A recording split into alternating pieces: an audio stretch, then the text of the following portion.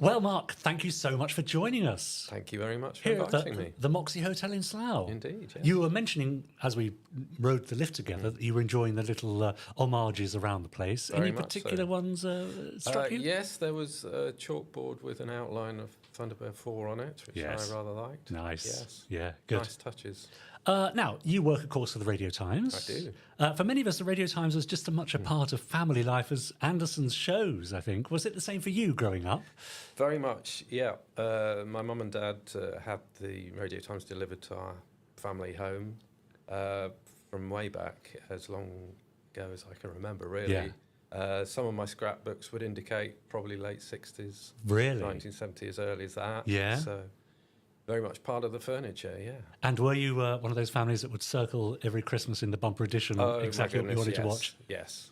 But like a pet dog, not just for Christmas. Times. Indeed, there you go. And now the 60s and 70s are often considered the golden age of TV, and I know that's when you were sort of growing up and watching TV as a child. Would you agree with that, and why? Yes, I think I would. Two reasons, really. First of all, those programmes were very much part of the daily schedule. Nowadays, it can be quite difficult to find bespoke children's programming. Yeah. But back then, it was just part of daily viewing, really. Yeah. But I think programme makers had a lot more freedom back then. Right. Peter Firmin, who made Bagpuss and Clangers and those lovely programmes with Oliver Postgate, once said to me that the schedulers, the channels were starving for ideas, and he said we gave them ideas and they wanted them. Yeah. So I think they just had more freedom back then. Well, that chimes with the story, of course, of Gerry Anderson's relationship with Lou Grade. Indeed, yes. And I think Lou famously saying, you could make a TV show about a light bulb and I'd pay you for it or something. It's all about having a good idea, isn't It's that trust, isn't it? That programme makers know what they're doing. And do you think we've lost that a little, particularly in children's TV? Yeah, I do. And I just think it's more difficult to find. I'm quite sure really good shows are being made now, but they're just more difficult to find. Yeah. Well, talking of really good shows, we're going to play a little game with you now, just to try and suss out your Anderson credentials. Right. It's called Super Identification, and we're going to play for you the first few snippets of each of the opening titles of each of Gerry Anderson's series. Right. And I want you to shout out for each one that you recognise the name of that show. Okay, ready for this? Yes, I think so. Off we go. So this is Twizzle, I think. Yes, good. Adventures of Twizzle. Torchy the Battery Boy. Was that a guess? Yeah, Good, kind good of guess. was. Four Feather Falls. Yes. I think. Supercar, got to be. Good. Oh, Fireball XL5. Yes. Just Stingray, Good. first colour one. Thunderbirds, of course. Yep. Captain Scarlet. Love those credits. Great, Joe aren't they? 90, Yeah, that's it. James' favourite. This is the Secret Server load, as I call it. Secret Service. UFO, of course. Oh, Protectors. Yeah, good. I thought it might be this first. Space 1999. That's the one. This is an emergency. Terrorhawks. You're cooking on gas, Mark. Oh, is that Dick Spanner? Well done. Terrorhawks. Not Terrorhawks. Space Precinct. Good. I'll forgive you. Is that Lavender Castle? It is. And finally, New Captain Scarlet. well. Very that good, Mark. something? How do you think you did there? Okay. Okay, it was a full house. How was it? You I got thought I got one wrong. No, I think you got every single one of those right. Oh, crikey. So that's 18 out of 18. Blimey. Which puts you, I think, with Lee Sullivan, who's our previous title holder. The legendary. There you are, look, dressed in your Thunderbirds gear. 18, not bad at all. Yeah. So no gaps there. Very often we have gaps, people who can't quite remember, as you mentioned, particularly the early series, but you seem to be quite spot on there. Well, even Stingray and Thunderbirds I probably watched on repeat. Sure. So, yeah. But how did Twizzle and Torchy, what's that doing in your brain? Well, I've just seen clips, really. Yeah. I went to a convention around about 1981 where they showed an episode from every series up to about Space 1999. Ah. So they did show a Twizzle and they did show a Ah, Torchy. I see. So I'm familiar with them. Ah, got you. So let's take you back to your childhood then. I mean, you now work in TV, watching TV, Sort reviewing of, TV. yeah. Did television play a big part in your life as a child? Yes, probably more than it should have done. Yeah, really? Yeah, just watched a lot of TV, I guess, as a kid. What sort of things were you watching? Do you remember anything particularly? I loved anything animated, so the Trumptonshire trilogy is what they're yes. called nowadays. So Chigley, Trumpton, and Candlewick Green. I So see. I loved those. Yeah, On ITV, Thunderbirds, Stingray. yeah. But my favourite show back then was Vision On, Right. which some of our viewers, listeners may or may not know. Yeah. But that was the whole package for me. It Yeah. was sort of like a sketch show. It was just little bits of everything. Yes. Animation, comedy, mime. Absolutely loved that. Yeah. Art as well. Yeah. And did you have an inkling as you were watching these programs that perhaps you might want to work in that world somewhere? Well, as I grew up in some capacity, I suppose. Yeah. My friends and I used to make films, Super 8 films. Really? In our teens. Animation or Some animation, Really? some pixelation. Yeah. In other words, animating humans. And, Yes. A little bit of sci-fi. Yeah. Things with explosions, model work. Wow, amazing.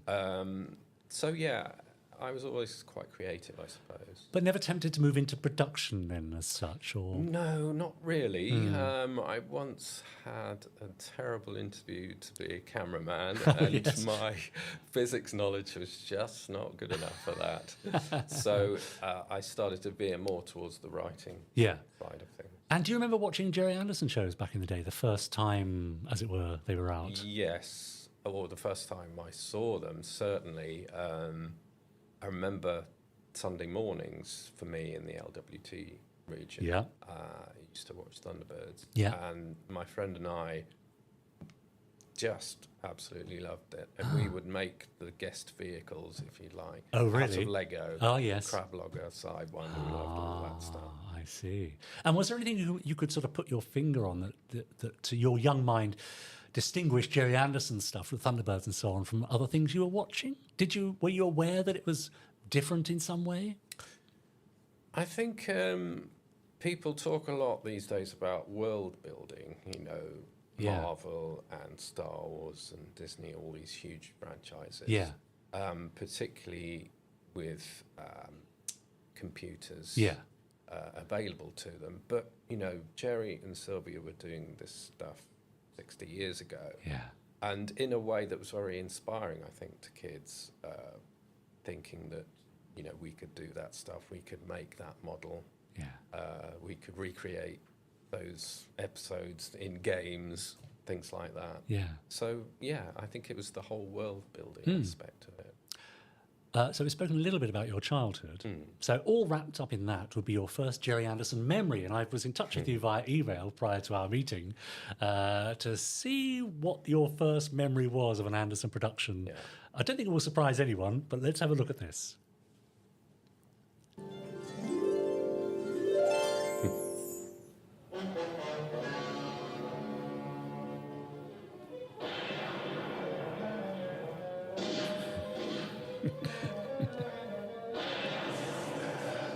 About to kill me before I let you have my treasure.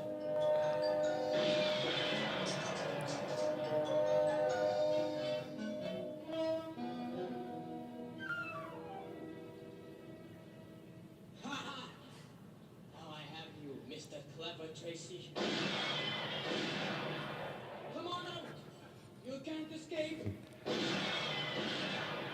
You can't hide behind there, Tracy. Or you're gonna die, don't you?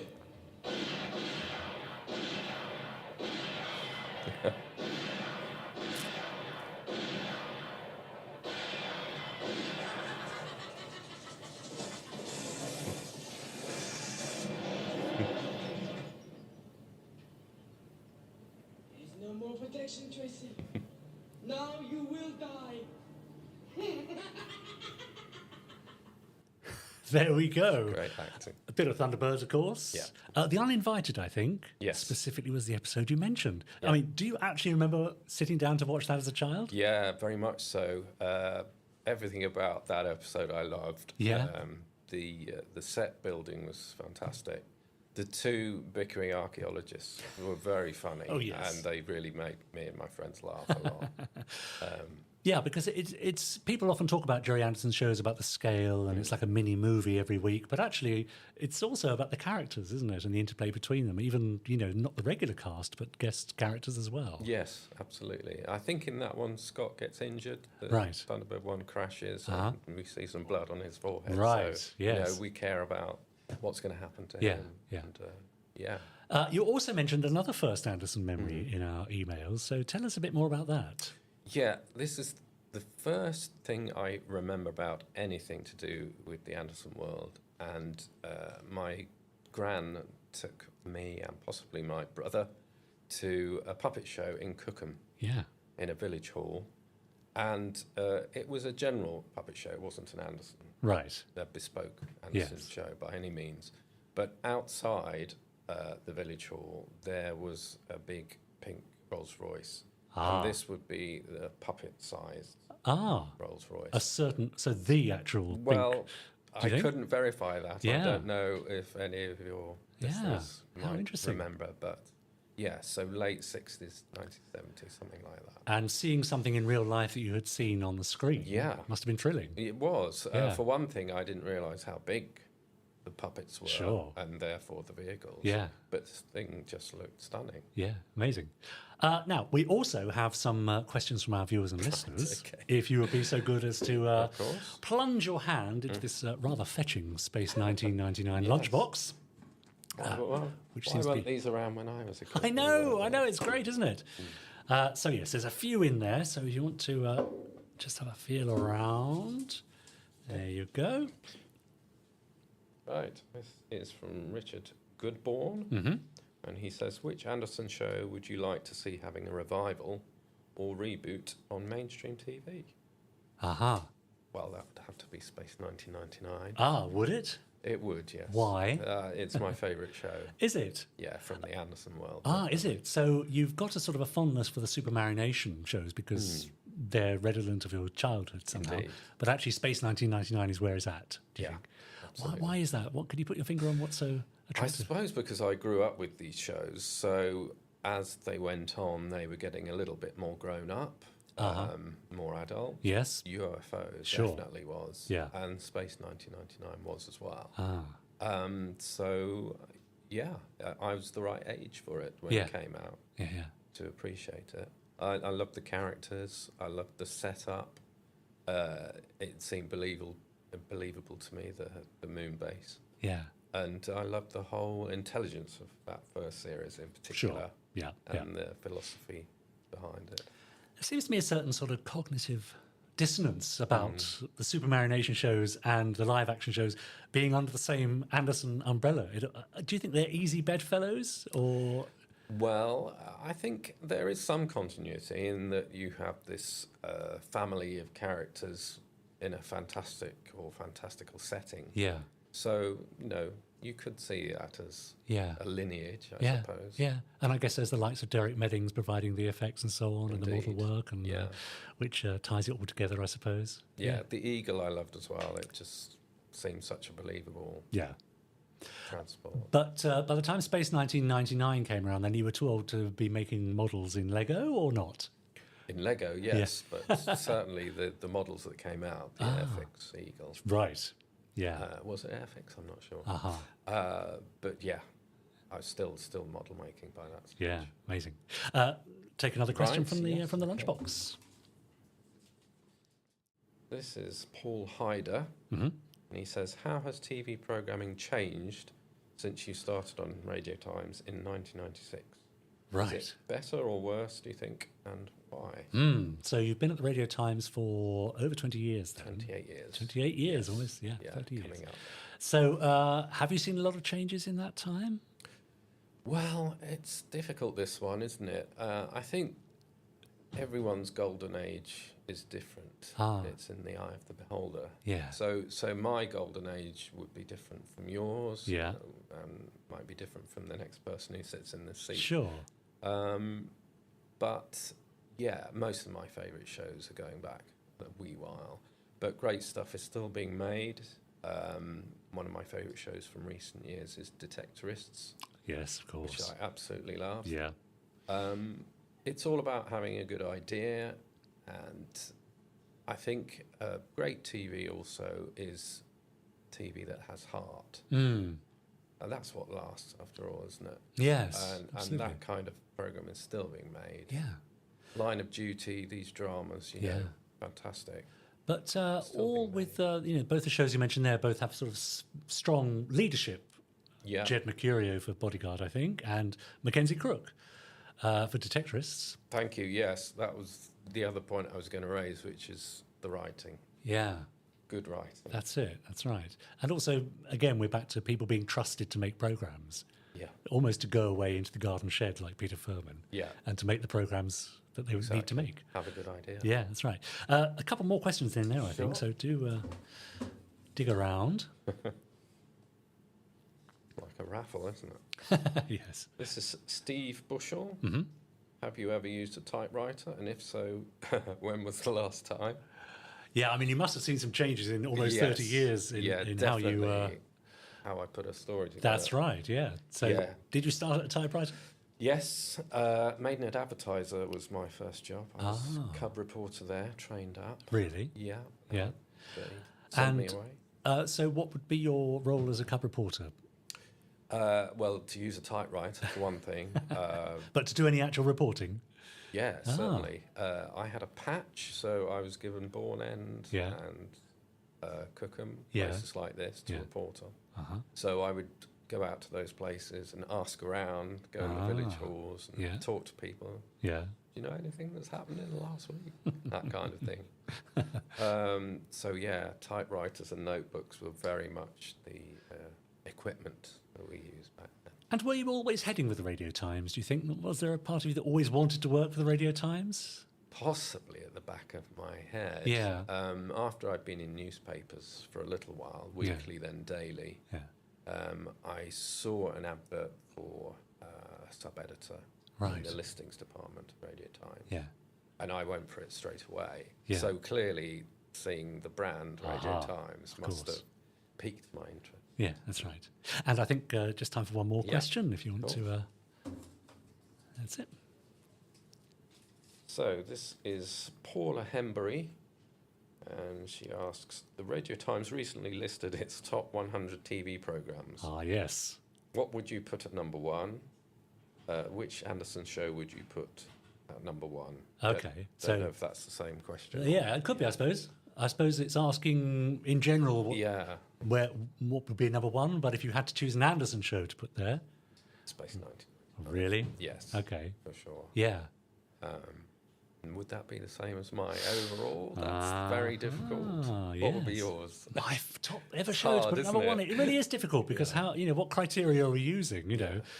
Because there are shows that I undoubtedly love, like Faulty Towers. I mean, that can't be far off the number one spot. Blackadder. But then there's also Doctor Who, Space 1999. Doctor Who. Yeah. Shows, like the Detectorists, more recent. Yeah. I'm glad I didn't have to make that list. That's all I'm saying. Detectorists will be from the last sort of 20 years or so Yeah. my favourite Yeah. show. Now, it's time for your quick fire 5. Now, this is nothing to worry about. It's short and sharp and painless. But I'm going to ask you 5 questions with an either or response required. Ready for these? Yeah. Okay. Would you rather spend the weekend on Tracy Island or on the moon with the Clangers? Oh, Moon with the Clang. Oh, really? Thunderbird 2 or Ivor the Engine? Thunderbird 2. Oh, I could see it was close. Yeah. Choose a pet, Bagpuss or Mitch the Monkey from Supercar? Backbus every time. Really? Yeah. Who would you rather choose for a heart-to-heart, Stingray's Aquamarina or Dr. Helena Russell from Space 1999? Helena. Do you think she'd be quite empathetic or... I like to think she would. And finally, you must choose a colour from the Dulux colour range to join Captain Scarlet and Spectrum. So, are you Captain Cloudy Dreams or Lieutenant Overtly Olive? Mum used to say I used to be a bit of a daydreamer, so probably that one. There you go. So Captain Cloudy Dreams. That's the one. That's it. It's a perfect fit. Well done. That was your quick fire 5. But now let's move on. We've mentioned the show already, but now we're going to take a look at one of your favourite Anderson moments.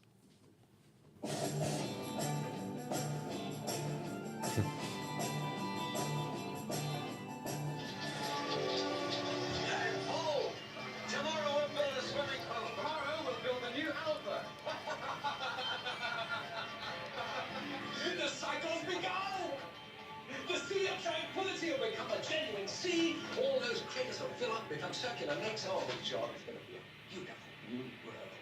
Wait a minute. How long will it take? Hardly rain.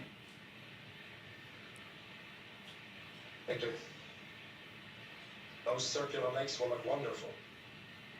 But Alpha is built in a crater. And if it rains as hard as you hope it will, right at the bottom of one of those lakes will be moon base Alpha. Well, a bit of mild peril there from Space 1999, The Last Sunset, I think. Indeed, yes. And when I asked you again via email what your favourite Anderson moment was, you went straight for that, didn't you? Yes, I suppose I was choosing a Victor moment. Yeah. And you could take any of those. Yeah. There's some nice moments in The Full Circle where you just hear him whistling or humming. It's just that humanity. Yeah. I really enjoyed that scene because the roles were switched slightly because Victor really should have thought that through. Right, yes, being of course. the scientist. Do you think so? Yes. Yeah. And Koenig had to sort of bring him down to earth with the bump. Yeah. But I just love his cheeriness, his optimism. Always makes me smile, that scene. And sadly missed in the second series. Really, yeah, that was terrible to take him away. I think he was very hurt by not being asked back. Right. I get the impression from interviews I read with Barry. Yeah. Watts. And the series really seems to miss him, doesn't it, I think? It does. He was the human touch. Yes. And in the books of Space 1999, they would talk about his mechanical heart and him being slightly emotionless. Right. Which is a nonsense, isn't it? Yeah, absolutely, yes. He was the human character Yeah, of the that's show, right. for me anyway. Yeah. Do you tend to find if you watch a TV series, there's always a character that you will identify with most? Yes, probably. Yeah. Yes, I think we all latch onto someone, don't we? Yeah. Yeah. And what sort of characters do you find the most attractive then in series? The philosophers, the ones who think a bit about Yeah. life in general. Yeah. I always liked Victor's optimism as well. Yeah. So Yeah. maybe something along those lines. Yeah, yeah. So I suppose the big question is, here you are from the Radio Times. I know you've watched an awful lot of TV in your time. Have you been able to put your finger on what makes a great TV series? Well, I mentioned this earlier. I think the things that last are the things that have been made with love and that have a heart to them. Gerry and Sylvia got such a cast of people around them who were brilliant at what they did. They were very good at talent spotting in that way. So that's one thing, having people around you that are good. But it's about the writing and anything that has a heart, a heartbeat. Yeah, yeah. That's what lasts. Yeah. Now, you'll be relieved to know that it's time to play one of my favourite games called Cute, Mute and Recruit. Right. Now- Will I, Richard? Will I be pleased? Time will tell. Now, this is very simple, actually. What we're doing is we're assembling our very own version of an international rescue squad of characters from the worlds of Gerry Anderson Okay. to help out in some hypothetical disaster. Right. And each guest gets to choose from 3 cards, Yeah. which they will mute, in other words, never want to hear from again, which they think is cute, sweet, funny, attractive, or which they want to recruit to our international rescue team, okay? So far we have Victor Bergman, Yes. in fact. Good. Anyway, you can see at home all the ones that have been picked so far, and it's time now for you to choose from these 3 random cards that were picked for you by John Lee, who is our Okay. guest to celebrate Terrorhawk's 40th anniversary. So, are you ready for these? We have We have Father Stanley Unwin from the Secret Service. Is he mute, cute, or recruit? Here's your second one, the Hood from Thunderbirds. And finally, we have Captain Xantor from Space 1999. Who would you like to mute? Who is cute, and who will you recruit? So, when he was speaking sense, Father Unwin Yes, was very sensible. he was. True enough. So I think I would recruit him, Aha! perhaps controversially. There he is. Good. So, which of these is cute, and which would you mute? It's a difficult choice. I'll give you that. Well, in the tradition of pantomime, I think we have to put the Hood Yes, into mute. with a boo and a hiss. So what does that leave? Well, that means that Xantor, as played by Christopher Lee, you think is cute. It was a very good performance. Exactly. Let's stretch the definition as far as we possibly can. And he was a very wise character. Indeed so. There you go. But you have recruited Father Stanley Unwin to our cause. So Right. thank you very much for that. Now, we're getting rather low on these cards, but I would now like you to choose 3 random cards there for our next guest. You can take a look if you want, but we don't need to know right now. And one more. There we go. And if you pass them to me, and I shall hand them on to Nicholas Young, who's our next guest, to choose for the next round of Cute, Mute and Recruit. But for now, before we go, Mark, is there anywhere where people can get in touch with you or find you online? Probably Twitter is the best Yeah. place. So, yeah, Braxt M. Braxt M? Or just put Mark Braxton. I do love your Twitter or your X feed because very often you tweet pictures from old Radio Times, Yeah. from On This Day in History and first broadcast here and the last episode shown there. Many of them by Don Smith. Great photographer. Yeah. And yeah, I just like posting archive stuff, really. Yeah, fantastic. But for now, ladies and gentlemen, let's thank Mark Braxton. Thank you.